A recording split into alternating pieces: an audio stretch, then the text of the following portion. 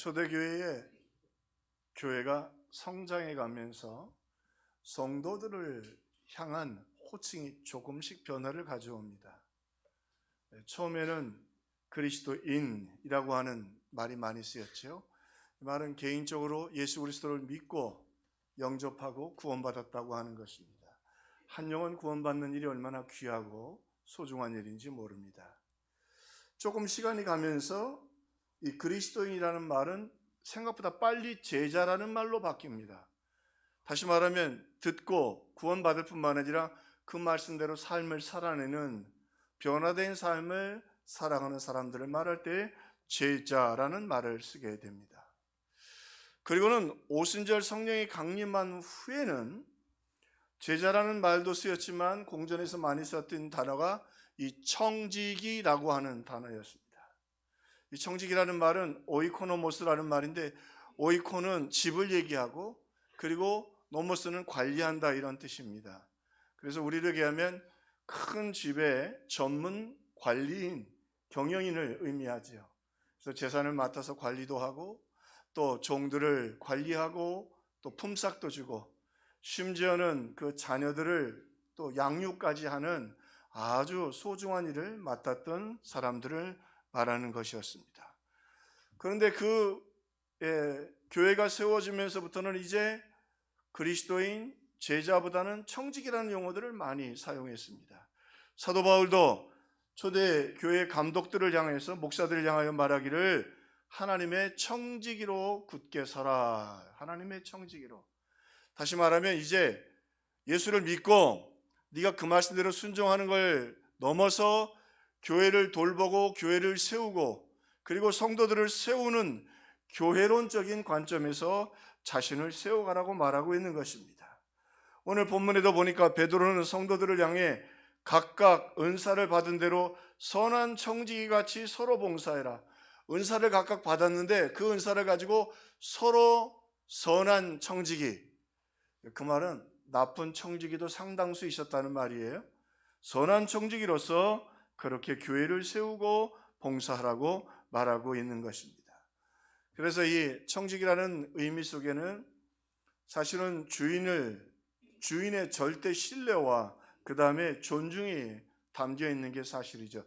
예수님도 청지기 비유를 여러 가지 했는데 그 중에 하나가 달란트 비유입니다. 한 달란트가 6,000데나리온입니다.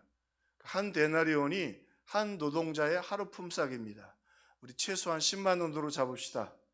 그러니까 한 데나리온이 하루 품삯인데 6,000데나리온이 한 달란트예요. 그럼 얼마죠? 한 달란트는 6억입니다.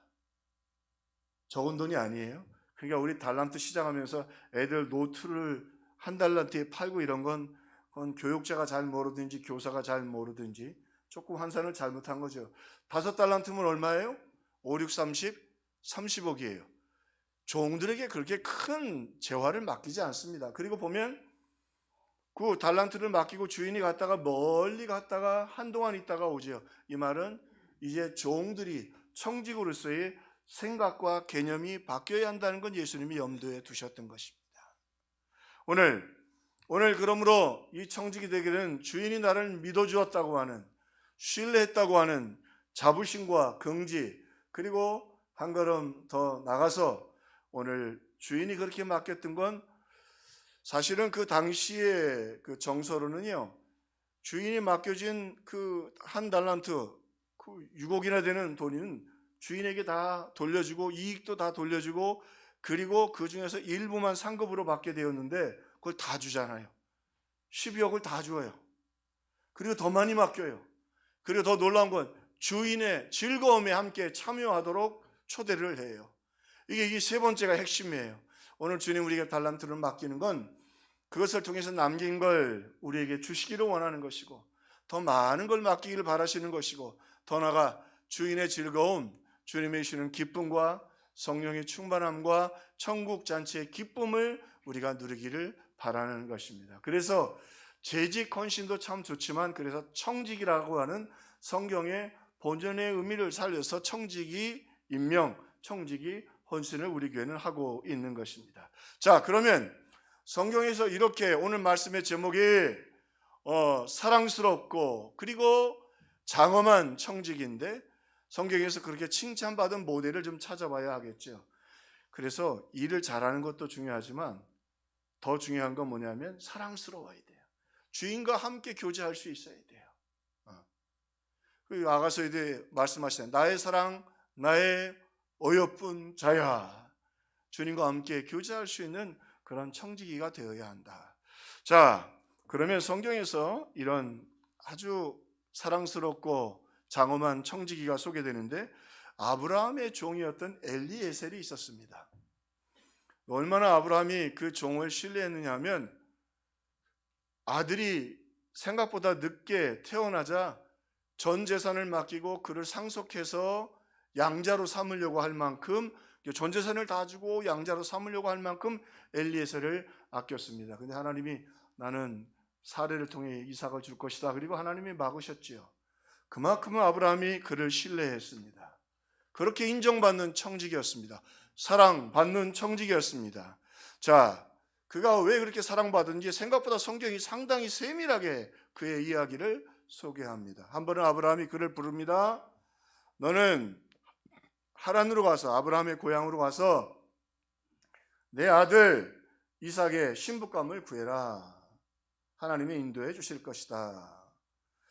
아마도 조금 해석이 분분하긴 하지만 훨씬 이 하란 지역에 아브라함의 고향에 있는 지역에 여자들이 정숙했었던 것 같습니다. 그러니까 지금 아브라함이 사는 지역은 조금 너무 개방적인, 여러분 옛날 고대 사회도 상당히 개방적이었어요. 성적으로나. 그러니까 좀 더 정숙한 여인을 이 이삭의 아내로 맡고 싶었습니다. 그리고는 아브라함이 이 엘리에셀을 보냅니다. 그런데 문제가 있어요. 지금 여러분 종이잖아요. 아니 그런데 본인이 가든지 아들이 가야지. 종을 보내서 며느리감을 구하면 그 뒷감당을 누가 하느냐 말이에요. 근데 보면 이 특별히 엘리에셀은 아브라함을 하나님의 사람으로 믿었고 그리고 하나님의 뜻이기에 순종해서 그 걸음을 순종해서 걸어갑니다. 왜? 그게 하나님의 뜻이라고 믿었기 때문에입니다. 이번에 청지기를 임명하고 우리 교회를 제가 이렇게 사역하면서 참 고마운 건 우리 성도들이 제일 많이 제게 해준 말이에요. 목사님 하나님 뜻이면 목사님 기도하셨으니까 순종할게요. 할렐루야. 참 그런 얘기가 나오는 분들은 본인의 마음에 안 맞는 자리에 가 있는 거죠. 엘리에서는 그렇게 주인의 뜻이 하나님의 뜻인 줄로 믿고 하나님의 뜻에 순종하는 종이었습니다. 그는요 절대 순종하는 사람이었어요. 그리고 갔습니다. 그가 있었던 곳에서 이 화란까지는 얼마냐면 840km 정도 돼요. 우리 부산까지 얼마나 되지요? 약 400km? 부산보다 더 먼데 이거 우리가 그냥 읽어 내려가면 안 돼. 역사적 사건을 봐요. 낙타 10마리를 끌고 거기다가 잔뜩 짐을 실었어요. 그냥 짐이 아니라 그냥 귀한 짐을 실어서 간 거죠. 며느리를 삼기 위해서. 그러면요 그 가는 길에 강도들이 들끄는데 이건 사실은 어떻게 보면 자살행위와 같아요. 그런데도 엘리에셀은 두말하지 않습니다. 이 840km 이상을 걸어가려면 아무리 빨라도 17일에서 20일 이상 걸려야 된다고 하는 거예요. 주인의 뜻이기 때문에 하나님의 뜻이기 때문에 목숨을 걸고 그 길을 순종해서 걸어갔던 것입니다. 절대 순종이지요. 오늘 이해할 수 없었고 목숨을 걸어야 했고 피곤하고 지친 길이었지만 그게 하나님의 뜻이니까 그는 순종했던 것입니다. 사랑받는 청지기의 모습이죠. 그는 보면 또 믿음의 사람이었어요. 그가 기도합니다. 아브라함도 기도하고 이게 참 믿음이 귀한 사람입니다. 하나님, 내가 순종해서 가는데 아브라함이 하나님이 세우신 종 아닙니까? 그런데 조건이 있습니다. 내가 가서 우물가에 가서 한 여인에게 물을 달라고 하면 그 여인이 내게 물을 줄 뿐만이 아니라 낙타가 10마리예요. 낙타 10마리에게도 물을 주면 그 여인이 신부감인 줄 알겠습니다. 근데 이 이야기는 진짜 억지예요. 왜 억지냐면 중동 지방은 여러분 물이 우리처럼 그냥 지상 우물이 아니고 계단 5층 내지 10층을 걸어 내려가야 물을 뜰 수 있는 거죠. 그리고 생각해 보세요. 처음 만나는 사람이 물을 달라 그러면 그 사람 물 주는 것도 고맙지. 여자의 몸으로 내려가서 물을 뜨고 자기도 양을 치는데. 근데 물을 달라고 하면 이 여인이 뭐라 그래요? 어휴, 낙타들이 목이 많이 말라 있네요. 지쳐 있네요. 제가 물을 좀 줘야겠습니다. 그거 참 이상한 여자지요. 그런데 왜 이 엘리에셀의 마음속에 아브라함에게 하나님 뭐라고 말씀하셨냐면 내가 너로 복의 근원이 되게 하겠다. 아브라함의 집에 복을 주고 그 복을 나눠주게 하셨거든요. 아브라함이 가는 곳마다 복을 부어주셨어요. 근데 그 복을 나눠주려면 여자가 잘해야 돼. 움켜쥐면 안 되는 거야. 나눠주고 그럴 때 하나님이 역사해 주는 거예요. 아브라함의 며느리가 되려면 이제 곡간을 풀어놔야 되는데 그렇게 가축들까지도 마음을 헤아리는 정도 돼야 하나님의 복을 나눠줄 수 있다고 생각했던 거죠. 참 대단한 사람이에요. 그릇이 커요. 그러니까 하나님께 기도한 거예요. 하나님, 그가 낙타들의 목마름을 이해하고 낙타들에게도 물을 주면 낙타가 보통 여러분 50리터에서 150리터를 먹는답니다. 150리터면 어느 정도냐면 1.5리터짜리 여러분 병 아시죠? 그게 몇 개? 100개. 목말라가지고 왔으니까 얼마나 먹었겠어요. 그러니까 학자들에 의하면 최소한도 30번 이상 내려가서 물을 기울였을 거라는 거예요. 그런데 성경에 보면 한 번 불평을 하지 않아요. 이 리브가가 말이죠. 그리고는 낙타들에게 다 왜? 이게 참 놀라. 우리가 청지기 일을 감당하면서 이 엘리에셀은 하나님의 마음을 알았고요. 낙타들까지도 그 마음을 헤아리는 거예요. 얼마나 못 말랐겠는가 말이죠. 여러분 낙타 아시죠? 낙타는 목마름을 잘 참는답니다. 그런데 무릎을 꿇고 쓰러지면 죽는답니다. 잘 참는데 이게 단점이에요. 그냥 낙타의 목마름을 기억하고 헤아리면서 계속해서 물을 퍼나르는 것이고 여러분 우리가 순종하고 충성할 때 기억해야 될 것 있어요. 그 모습을 엘리에셀이 보고 있고 하나님이 보고 계신다. 그 물이 문제가 아니라 그 성김을 통해 이 리브가는요 당시에 하나님의 복을 받았던 아브라함의 집에 며느리가 되게 되지요. 자, 그뿐만이 아닙니다. 절대 순종할 뿐만 아니라 그의 마음속에는 참 아름다운 사명의식이 있었습니다. 오늘 그의 이야기가 꽤 길게 나와요. 본받으라고 하는 거죠. 아브라함의 이야기할 뿐만 아니라.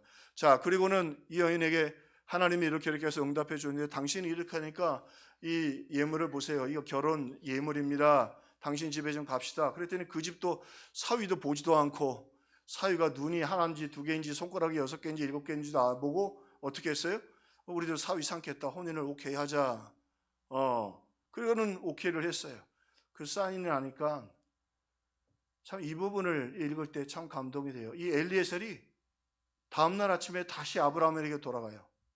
당시에는 최소한 이렇게 오랜 여행을 하면 지치기 때문에 최소한도 3일 이상 쉬고 돌아가도록 되어 있습니다. 엘리에셀의 중년이 지났습니다. 저도 미국에 잠깐 갔을 때 싼 비행기 탄다고 20시간 비행기를 탔거든요. 비행기 힘듭니다. 비행기 타는 거 힘들어요. 한 6시간 지나니까요 정말 시간도 안 가고요.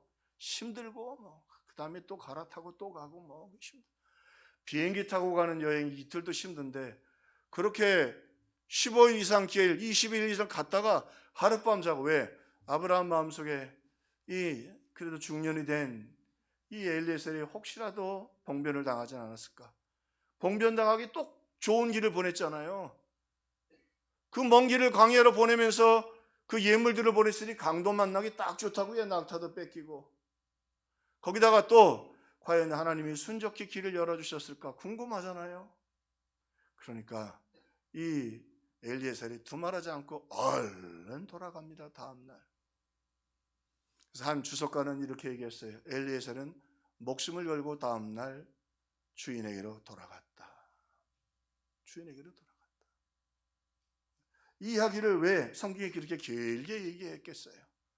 오늘 아브라함이 그를 신뢰하고 아들을 삼고 싶었고 전 재산을 물려주고 싶었던 이 엘리에셀의 그 아름다운 모습, 그게 하나님 뜻이라면, 그리고 그 명령대로 절대 순종하고, 그리고 힘들거렸지만 그 길을 믿음으로 걸어가는 이 사람, 오늘 우리 평화교회도 하나님의 하늘문을 열고 복을 쌓을 것이 없도록 부어주는 사랑받는 청지기들 되기를 주님의 이름으로 축원합니다. 자, 신약에 오면 신약에 또 이 사랑받는 청지기들의 모델들이 소개됩니다. 오순절 성령이 임하고 교회가 세워지죠. 그런데 이 축복은요, 항상 위기와 함께 동반해서 옵니다. 성도들이 은혜 받고 성령 받아서 재산도 가져오고, 바나바 같은 사람은 큰 재산을 가지고 왔습니다. 그런데 문제는 그렇게 가져온 건 좋은데 그걸 처음에는 우리 사역자들이 조금씩 나눠주니까 하루 날 잡아서 이렇게 나눠주면 됐는데, 점점 많으니까 이건 하루에 못하는 거야. 설교 준비할 시간이 없어. 일주일 내내 나눠줘도 안 돼. 거기다가 또 헬라파 과부들과 히브리파 과부들이 있었는데, 이 특별히 헬라파 과부들은 주로 아람어를 썼는데, 글을 쓰기는 히브리였지만 아람어를 말로 썼는데 아람어를 잘 못했어요, 헬라 사람들은. 그러면서 어쩔 수 없이 히브리파 과부들에게 더 우선권이 주어지고 또 구제를 많이 하게 됐어요. 그래서 교회가 아주 시끄러워지게 됐어요. 교회가 갈라지는 정도가 아니라 분란이 일어나게 생겼어요. 자, 그때 하나님의 지혜를 주셔서, 그래, 이건 안 되겠다. 우리는 말씀과 기도에 전무하고 너무 일이 커졌으니까 7 집사를 세워서 오늘 우리 청지기 임명하듯이 그들에게 안수하고 그들이 일을 맡도록 하자. 그리고 7명의 집사를 세웠어요. 그들의 조건이 있어요. 성령과 지혜가 충만하여 칭찬받는 사람. 먼저 성령이 충만한 사람들이었습니다. 성령이 충만했다는 말은 오늘 초대교회에서는 기도 많이 했다라고 하는 거예요. 여러분, 교회 봉사 아무리 많이 해도 가끔 목사님들 만나면 그런 얘기해요. 헌금 제일 많이 하는 그 사람 때문에 교회가 어렵고, 봉사 제일 많이 하는 그 사람 때문에 교회가 시험에 들고. 참 중요해요. 기도 많이 하고 봉사하고 기도 많이 하고 주 앞에 드릴 수 있기를 주의 이름으로 축원합니다. 성령이 충만하면 하나님의 주권을 인정합니다. 하나님이 주신 것이고 하나님의 은혜고 감사하고 이름도 빚도 없이 섬기게 되는 것이죠. 안 그러면 남을 비판하고 조롱하고.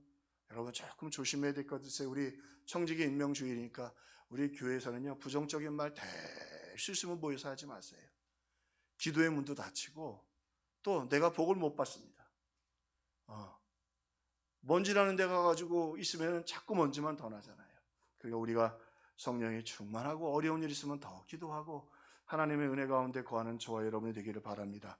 자, 오늘 말씀해 보니까 또 지혜도 충만했다, 소피아스라는 말인데, 자, 오늘 말씀해 보면 놀라운 건 이 7명이 지금 집사로 세워지고 나서는요, 목회자들은 말씀과 기도에 전무할 수 있도록 하고, 헬라파 과부들은 위로를 받고, 유대파 과부들은 자기 자리를 찾고, 그리고 오늘 말씀해 보니까 교회가 말씀이 더 왕성해지고, 그리고 교회가 더 부흥했단 말이에요. 제자의 수가 더 많아졌다고 말이죠. 여러분, 오늘 기독교 청지기들의 장점이 뭐예요? 교회는요, 항상 문제덩어리입니다. 왜? 사탄이 가만두질 않거든. 그 교회가 아무 문제 없다면 아무 일도 안 하고 기도도 안 하는 거예요. 기도하고 복음 전하는 교회는 문제가 생길 수밖에 없어요. 할렐루야. 그러나 청지기들이 왜 필요하죠? 그때 그 문제들을 끌어안고 해결하고 수습하고 기도하고 그리고 지혜롭게 그 문제들을 덮어나가는 것이지요. 자, 오늘 보니까 그리고는 뭐라고 그러냐면 칭찬받는 사람이 7이라고 그랬어요. 성령이 충만하고 기도 많이 해야 합니다. 그리고는 지혜가 충만하고 문제를 수습하고 대안을 제시할 수 있는 사람들이었고 칭찬받는 사람이었다.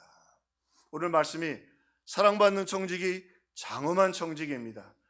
성경이 소개하는 아주 칭찬받는 대표적인 청지기가 한 사람이 있습니다. 그게 누구냐 하면 사도 바울이에요. 자, 사도 바울이 처음 부름을 받고 나서는 뜨거웠습니다. 근데 선교여행을 떠났는데 마가가 중간에 돌아왔어요. 그러니까 화가 나죠, 선교여행 갔다가. 그래가지고는 2차 선교여행 때 바나바가 데리고 가자니까 단호하게 끊었습니다. 안 된다 말이죠.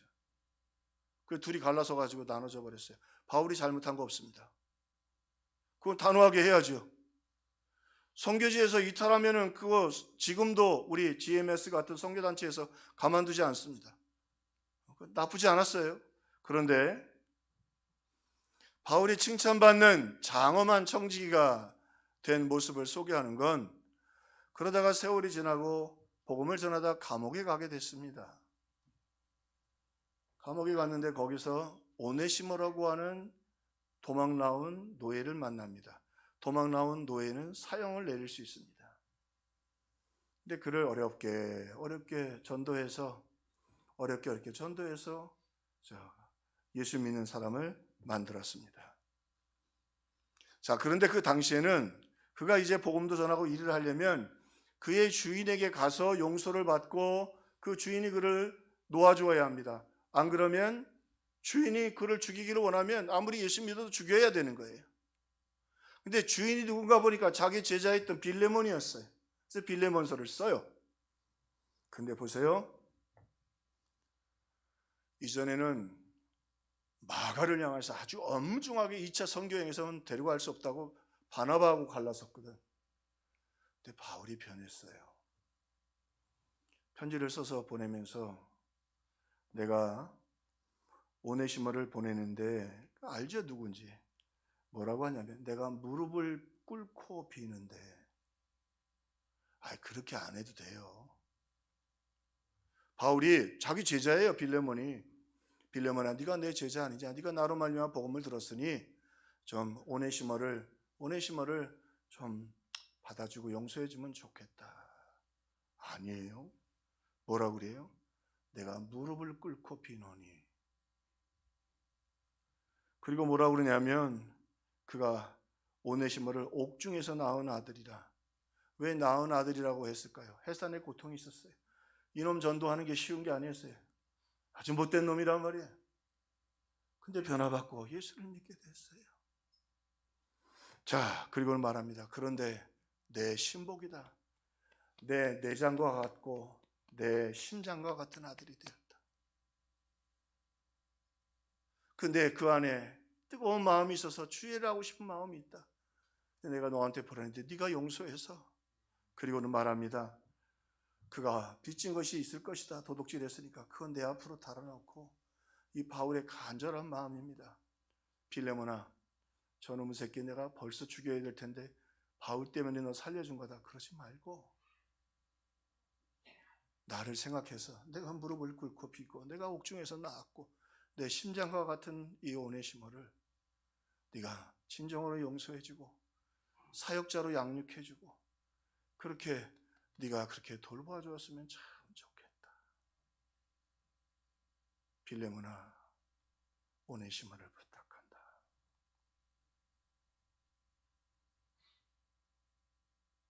바울은 한때는 판사가 되어서 재판관이 되어서 옳고 그름을 판단했던 그였지만 이제는 세월이 지나면서 그때만 해도요, 바울은 이미 이 소아시아 지역과 유럽 지역의 유명한 사도였습니다. 어느 곳에 가든지 존경받는 사람이었습니다. 그런데 이 위대한 사도 바울이 제자 앞에 무릎을 꿇고 오네시모를 진심으로 용서해 주기를 바라면서 오늘 빌레몬에게 편지를 씁니다. 내가 무릎을 꿇고 비는데 내가 감옥에서 그를 낳았고 그는 내 신복이라. 나중에 이그나티우스라고 하는 그 분이 순교하러 가시면서 이 지역교회에 지나가면서 그런 얘기를 했다고 하잖아요. 여러분에게 오네시모와 같은 감독을 주신 하나님께 영광을 돌린다. 그 사랑을 받고 이 도둑이 이렇게 성자와 같은 오네시모가 되었다. 오늘 말씀처럼 사랑받는 이 엘리에셀처럼 주님의 뜻이라면 끝까지 목숨을 걸고 충성하는 우리 착한 청지기들 다 되기를 주님의 이름으로 축원합니다. 그러려면 성령과 지혜가 충만해야 합니다. 말씀대로 무엇보다 기도하고. 그러나 우리 평화교회는 하나님이 만약에 구하신다면, 여러분 물론 사람도 많이 모이고 부흥하는 것도 참 중요하지만 그것도 다 필요합니다. 큰 역사도 나타나야 되지만 여러분 가슴에 사도 바울처럼 누군가의 여러분이 참으로 주춧돌이 되어주고, 누군가 그 한 영혼의 벽이 되어주고, 누군가 그 한 영혼의 지붕이 되어주고, 누군가 그 한 영혼의 창문이 되어주는, 그래서 그 한 인생 뭐 자랑할 것 없지만 내가 그 영혼을 위하여 이 땅에 있는 동안 눈물과 섬김을 다했노라고. 그게 여러분의 가족일 수도 있고 태신자일 수도 있지만, 바라기는 우리 평화교회는 대부흥을 못해도 괜찮습니다. 여러분 가슴에 오늘 사도 바울처럼 여러분 가슴에 한 영혼을 가슴에 품고 그를 위하여 무릎을 꿇고, 그를 위하여 사도 바울처럼 심장으로 사랑하고, 그를 위하여 지붕이 되고 벽이 되고, 그리고 그를 위하여 창문이 되어주는, 오늘 한 영혼을 사랑하고 섬기는 장엄한 주님이 기뻐하시는 청지기들 되시기를 주님의 이름으로 축원합니다.